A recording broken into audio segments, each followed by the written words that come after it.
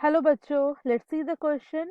The question says that which one of the following genes is defective in patients that are suffering from severe combined immunodeficiency syndrome, that is SCID.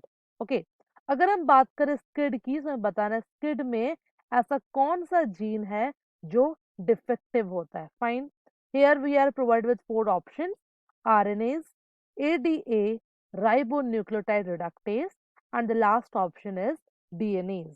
Fine. तो चलिए सबसे पहले बात करते हैं what is the key concept that we have to use in this question. तो हम कह सकते हैं यहाँ पे जो key concept use हो रहा है that is basically the SCID, that is severe combined immunodeficiency syndrome. Okay, चलिए बात करते हैं SCID exactly होता क्या है. जब हम बात करते हैं स्किड की so we can say it is a group of rare disorders. Okay, तो ये एक ग्रुप है of the rare disorders which is most commonly found in case of infants. Okay, तो इन्फेंट में ये बहुत ही कॉमनली देखने को मिलता है. Now if you talk about this disease, अगर हम इस डिजीज के बारे में बात करें या इस सिंड्रोम के बारे में बात करें, so exactly we can say it is a autosomal recessive disorder. ये एक genetic disorder है. We can say it is a autosomal recessive disorder, जिसमें क्या होता है कि दोनों जो जीन्स होते हैं that the offspring get both from the parent, mother and father, यहाँ पे दोनों जीन्स ही डिफेक्टिव होते हैं. here both the genes that the student get from the mother and the father are defective. Okay, so इस disease में exactly होता क्या है? Here in this case of syndrome, the patient does not have the ability to synthesize the ADA gene. So ADA gene का synthesis नहीं हो पाता. Okay, that is why the kid patient they will basically lack this ADA gene.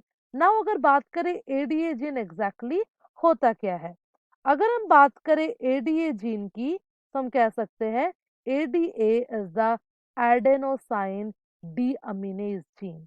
Fine, so it is adenosine deaminase gene, and this basically helps in the activation of the T cell.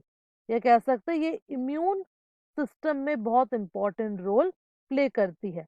अगर kid patients में ADA की deficiency होगी तो obvious सी बात है जो kid patients होंगे they are immuno compromised.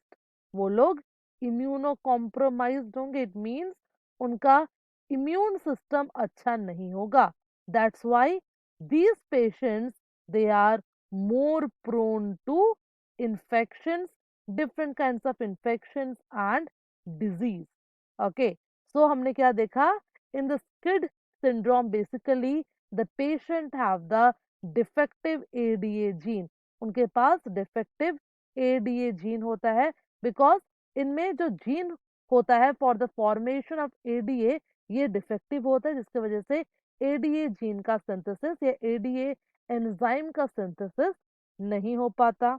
Okay, और अगर हमें इसको ट्रीट करना है तो इसको हम ट्रीट कर सकते हैं by the help of bone marrow transplantation.